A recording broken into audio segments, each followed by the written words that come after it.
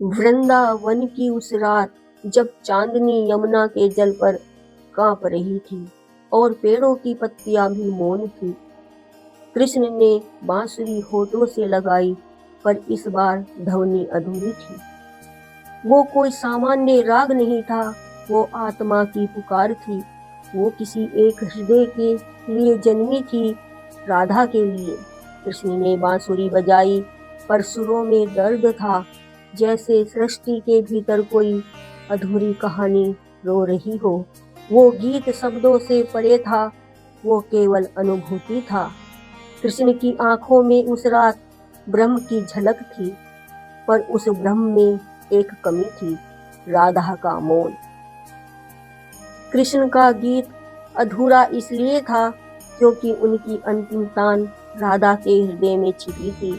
वो सुर जो किसी और को सुनाई नहीं दिया, पर राधा ने उसे बिना ध्वनि के सुन लिया। वो जानती थी कृष्ण का गीत कोई धुन नहीं, एक वचन था जो शब्दों में नहीं, आत्मा में बोला गया। राधा ने उस अधूरे गीत को अपनी सांसों में समेट लिया। वो गीत जो शुरू हुआ था बांसुरी से, अब धड़कन में बस गया था। उसमें न मिलन था, न विरह, सिर्फ शांति थी। कृष्ण ने बजाना बंद किया, पर बांसुरी अब भी गा रही थी राधा के भीतर।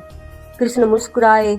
उन्हें पता था कि वो गीत जो अधूरा रह गया अब कभी समाप्त नहीं होगा, क्योंकि अब वह राधा की आत्मा में बस चुका था।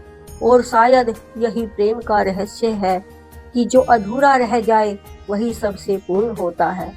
कृष्ण का वह अधूरा गीत आज भी यमुना की लहरों में गूंजता है, वृंदावन की हवा में बहता है और उन दिलों में उतरता है जो सच्चे मन से प्रेम करना जानते हैं। क्योंकि वह गीत अब भी पूरा नहीं हुआ राधा के बिना, और राधा के भीतर से गुजरे बिना। और वो गीत जब ध्वनि रुक जाती है और केवल आत्मा सुनती है, वही है कृष्ण का अधूरा गीत। राधे राधे।